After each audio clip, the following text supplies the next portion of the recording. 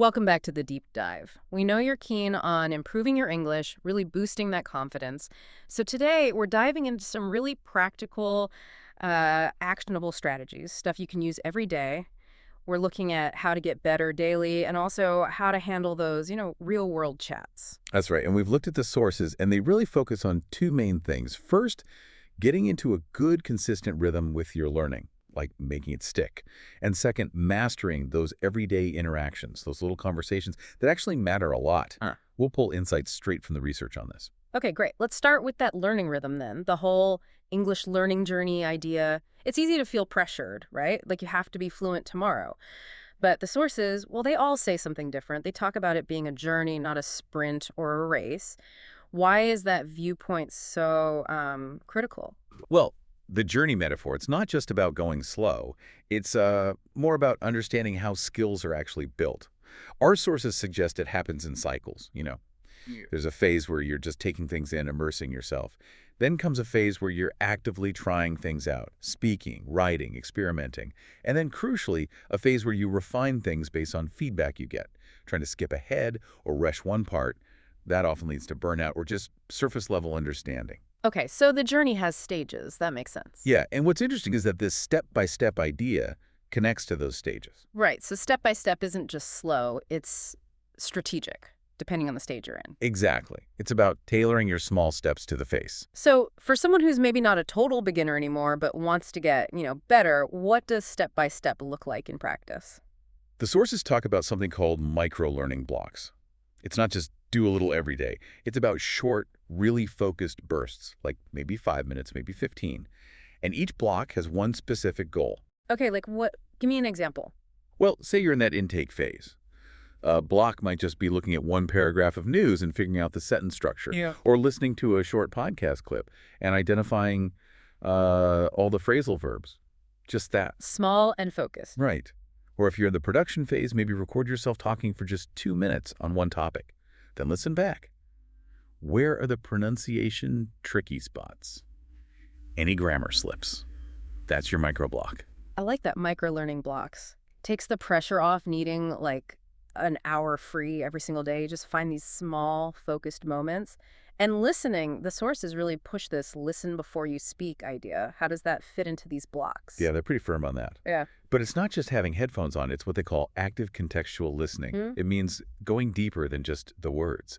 You're tuning into how people speak. The intonation they use for sarcasm or excitement, the rhythm of their sentences, the pauses. The music of the language almost. Exactly. And the social cues hidden in there too. One technique they highlight is shadowing.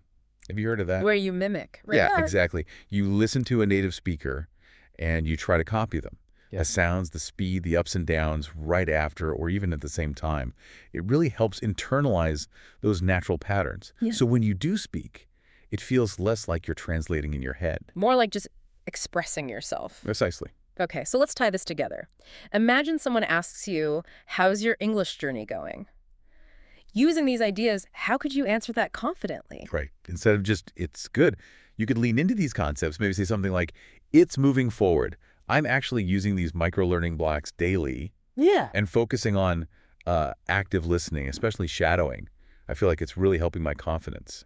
Yeah, that sounds much more thoughtful. It shows you've got a process. It shows intention, not just hoping for the best. Okay, so that's the foundation, the learning journey, the listening. But then you have to actually use it, right? Which brings us to those everyday conversations. The sources talk a lot about small talk. Yeah, small talk. Those short, friendly chats, with people you bump into, coworkers, baristas, whoever. And it's more important than people often think.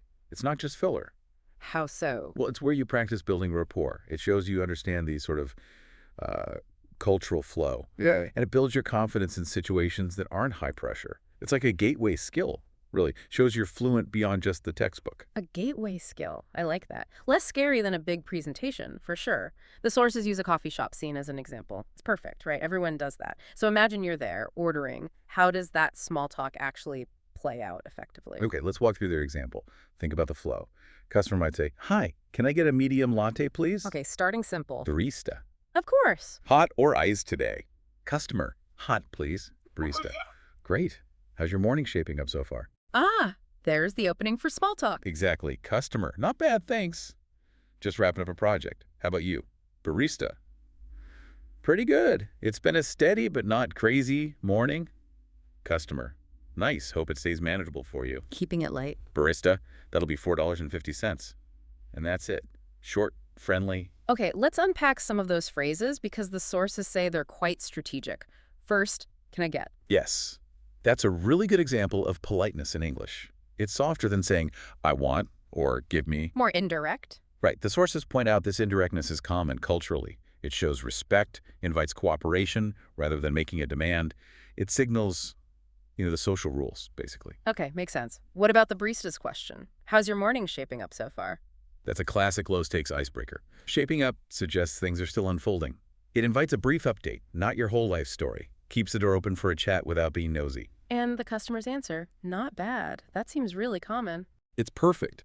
The sources call it culturally appropriate brevity. It signals things are generally fine without oversharing. Right, you don't need a detailed report. Exactly. There was actually an anecdote in the research about a learner who gave this huge 10-minute explanation of why their day was just okay. Yeah. Totally missed the point of brief small talk. Yeah, you don't want to do that. So brevity is key. Definitely. Okay. Which leads to a big tip from the sources. Keep your answers short and positive. Short and positive. Why does that work so well? Well, psychologically, it keeps the interaction light, easy, approachable. If you dump a lot of detail or a lot of negativity, it can kind of shut the conversation down, makes the other person maybe hesitant next time. Short and positive keeps it pleasant, encourages that back and forth. Okay, that's a really practical takeaway. It's not just what you say, but how much and the general vibe. So bringing it all together, the daily learning steps, the listening, and then applying it in small talk. How does this all boost your actual confidence? Well, it's totally connected. It's synergistic, really. Those step-by-step micro blocks, especially with the active listening and shadowing, that's building your core understanding, your feel for the language rhythm. Your foundation. Exactly. Then, when you use that in small talk, using polite phrases like, can I get, keeping answers short and positive, you're turning that passive knowledge into active skill.